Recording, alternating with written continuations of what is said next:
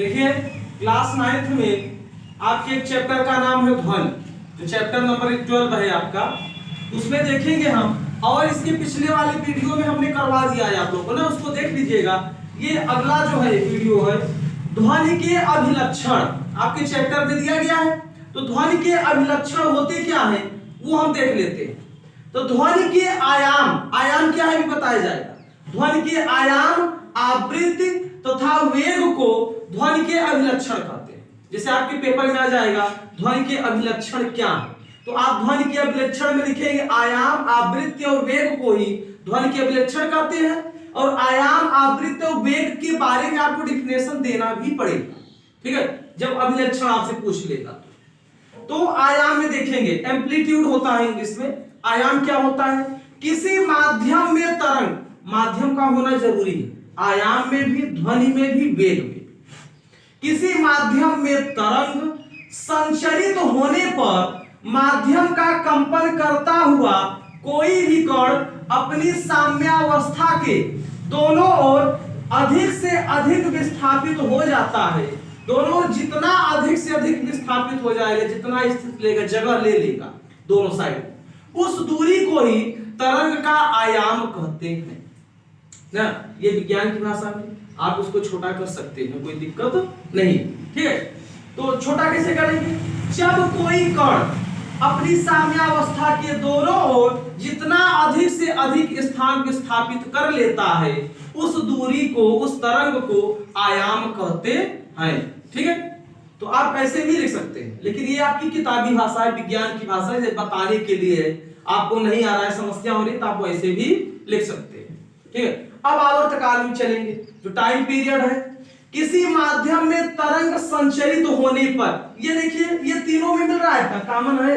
किसी माध्यम में तरंग संचरित होने पर, ठीक है, माध्यम का कोई भी कण, माध्यम का कोई भी कण अपना एक कंपन पूरा करने में जितना समय लेता है, मेन आपकी परिभाषा की यही लाइन है, एक कंपन पूरा करने में जितना समय लेता है, मेन यही लाइन है, उसे तरंग का आवर्तकाल कहते हैं। जैसे आपको शॉर्ट में लिखना है, छोटे में लिखना है, तो आप लिखेंगे जब कोई कण एक, ऐसे लिखेंगे। शॉर्ट में कैसे लिखेंगे?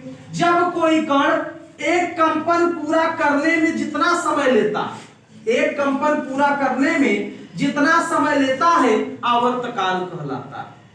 छोटे में लिखना है, जब कोई कण एक सेकेंड एक कंपन पूरा करने में जितना समय लेता है, आवर्तकाल कहलाता है।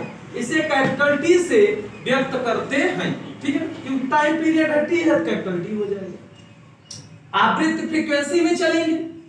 किसी माध्यम में तरंग संचरित होने पर, किसी माध्यम में तरंग संचरित होने पर, तीनों में है ये, ठीक है, माध्यम का कोई भी कण एक सेकेंड में जितना कंपन करता है, एक सेकेंड समझ रहे घड़ी का, हम बोल दिए एक सेकेंड के ऊपर हो गया तुरंत। जो सेकेंड वाली सुई टिक टिक चलती है वो एक सेकेंड होता है, बड़ी वाली सेकेंड वाली, एक बार इस जगह दूसरी जगह चलिए एक सेकेंड हो गया, ठीक है। तो एक सेकेंड में जितना कंपन करता है, कंपनों की उस संख्या को ही तरंग की आवृत्ति कहते हैं। शॉर्ट में कैसे बोलेंगे? जब कोई कण, कण तो रखना अनिवार्य, जब कोई कण एक सेकेंड में जितना कंपन कर लेगा, एक सेकेंड में जितना कंपन कर लेगा, कंपनों की उस संख्या को ही आवृत्ति कहते हैं, ठीक है। और ये एक कंपन पूरा करने में जितना समय लेगा, ये समय लेगा, ये जितना कंपन कर लेगा उस समय, उसे आवृत्ति कहते, और ये टाइम पीरियड हो जाएगा आवर्तकाल। तो इसे हम स्मॉल यन से व्यक्त करते हैं, ठीक है। इसका मात्रक हर्ट्ज होता है, ठीक है, किसका? आवृत्ति का। तो फार्मूला है आवृत्ति बराबर 1 आवर्तकाल होता है। आवृत्ति को हम यन से व्यक्त करते हैं, तो यन बराबर 1 आवर्तकाल को टी से व्यक्त करते हैं।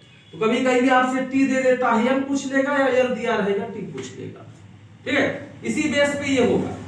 चलिए इसके बाद आगे चलते हैं, तरंग दैर्घ्य में चलेंगे। इसके पहले जो 3 थ्योरी बताए हैं, आयाम था, ध्वनि था, और क्या था?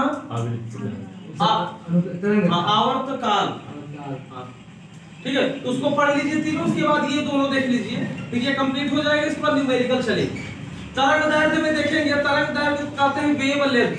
तो वेवलेंथ में देखिए माध्यम के किसी भी कण के, माध्यम का जो होगा कोई भी कण एक पूरे कंपन के समय में, पूरा जब एक बार कंपन करेगा तो पूरे कंपन के समय में, जब कंपन करेगा समय लगेगा, उस पूरे कंपन के समय में जितनी दूरी तय करेगा, इसमें दूरी तय कर रहा है, इसमें दूरी माना जाएगा, तो दूरी तय करती है उसी को तरंग दैर्ध्य कहते हैं। ठीक है, तो छोटे में भी बता सकते हैं, जब किसी माध्यम के कण एक पूरे कंपन करने में जितनी दूरी तय की जाती है उसे तरंग दैर्ध्य कहते हैं। तो मेन इसमें जो होगा, जितनी दूरी तय की जाती है उसे तरंग दैर्ध्य कहते हैं, इसे लैम्डा से व्यक्त करते हैं। ठीक है, तरंग वेव में देखेंगे, वेव वेलोसिटी, कोई तरंग एक सेकंड में जितनी दूरी तय करेगा, एक सेकंड हो गया, तो एक सेकंड में जितनी दूरी तय कर लेगा, जितनी दूरी चला जाएगा एक सेकंड में, उसी को तरंग वेव कहते हैं, तरंग वेव कहेंगे। इसे v से व्यक्त करते हैं, वेलोसिटी होता है, वही v हो गया। आवृत्ति वेग तथा तरंग दैर्ध्य के संबंध, अभी देखिए डिराइव करना था, डिराइव नहीं करवाया, डायरेक्ट लिखते हैं, क्योंकि डिराइव करना आता है नहीं विशेष, ये आपका फार्मूला न्यूमेरिकल आ जाता है। तो वेग आवृत्ति, देखिए आवृत्ति वेग तरंग दैर्ध्य, तो आवृत्ति वेग तरंग दैर्ध्य देखिए तीनों है इसमें, तो वेग बराबर आवृत्ति गुणित तरंग दैर्ध्य। तो वेग को v कहते हैं, आवृत्ति को n कहते हैं, और तरंग दैर्ध्य को लैम्डा कहते हैं। इन तीनों में कोई तो दिया रहेगा, आपसे एक पूछेगा तो आप निकाल लेंगे। ठीक है, इसके बाद चलिए न्यूमेरिकल।